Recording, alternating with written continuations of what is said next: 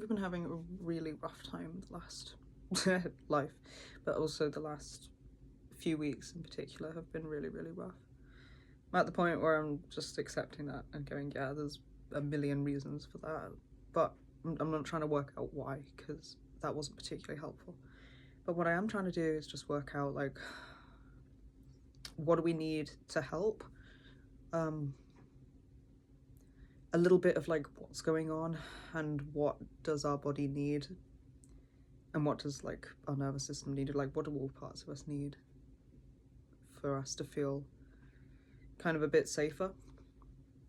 One thing that's been really, really challenging is the internal criticism, like especially for me, it's been so rough. And I think I know the why to this anyway, for the record. It's just because whenever stuff was like really traumatic and really awful and chaotic around us when we were kids, I was taught to internalize it as my fault, or like we were scapegoated, or it was like, oh, what should I do to fix this? And like, it was just basically repeatedly throughout childhood conditioned into us that it was our fault. So now our brain, whenever things are rough, just from situations and like life events or trauma or like loads of stuff outside my control, our brain's been taught to have an over responsibility about it and personalize it as something that I'm doing wrong. So for me, I think the criticisms and the like self-judgments and these shame spirals and the insecurities just really go fucking ham whenever stuff is difficult anyway. That's just the response that used to, like, it has evolved to try and be protective, and my brain is trying its damnedest, but it's missing the mark a bit there. So I'm trying out right now, experimenting with opposite action. I cannot cite my sources, because if I could, to quote David Mitchell, like, if I could remember where I knew everything, I'd only be able to know about half as much. So like, I know that we quantify research before we like absorb it as factual, so I can trust anything that I have got remembered, but I couldn't tell you like why I know it. But I know that opposite action is something that you can do when your brain is like screaming at you to do one thing, and in some situations it helps. So I'm trying it out in this situation. So like with the criticism and the internal like complete lack of self-trust, real insecurity, complete like everything I'm doing, my brain is really critical about and really like fault finding in everything in a really vicious way. And the response to that is to want to kind of freeze and go still and go quiet and be very small and very non-expressive and very like don't draw attention and like don't engage or express, basically. So I'm doing the opposite of all of that, and we've been like working on sharing more content on our YouTube, on our TikTok, and then actually going out of my way to like post it on other social media, to use our Facebook page, I haven't used in like 4 years, to be like, hey, look, here's a new video, we exist. Posting about like a bit more about our recovery, because we kind of don't really. It's like,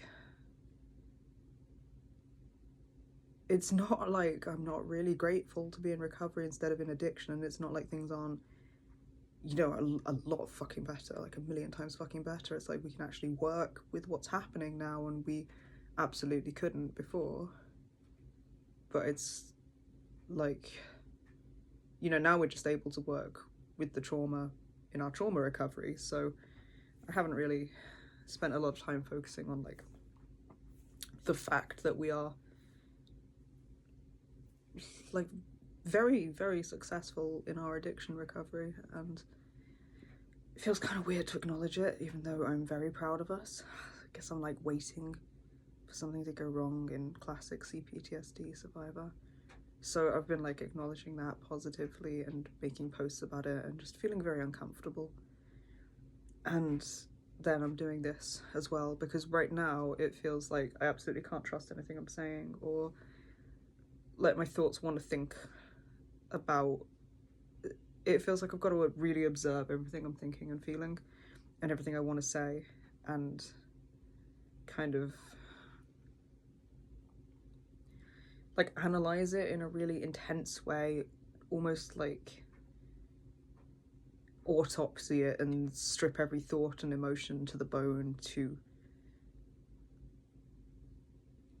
sort of categorize whether or not it's good enough to share or to just even think, or whether I should change it in some way. And it's like, it's quite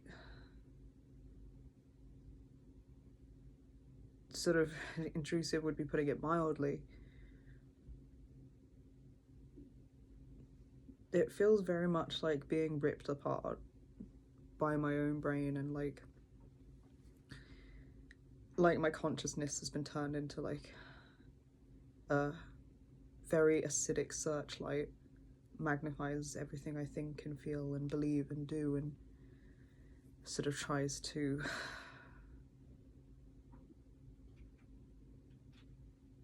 find out and judge every atom of it for its level of value and worth, but also with a really negative bias to be like, well, there's no worth in this.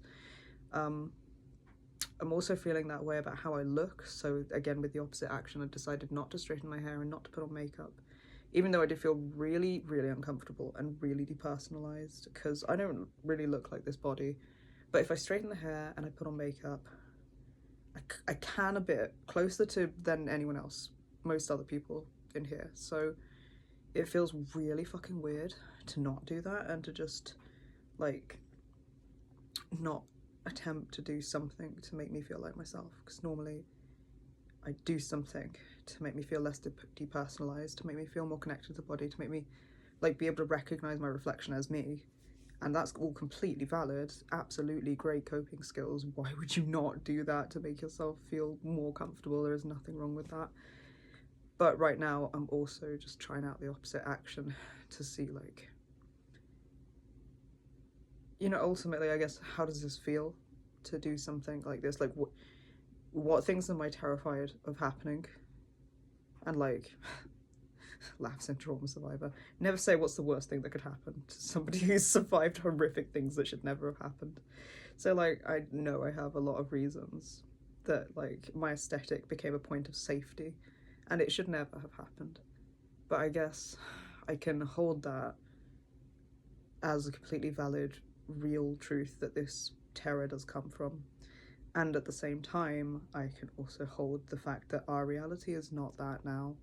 And we are surrounded by safe people who can see our value and our worth beyond what I look like.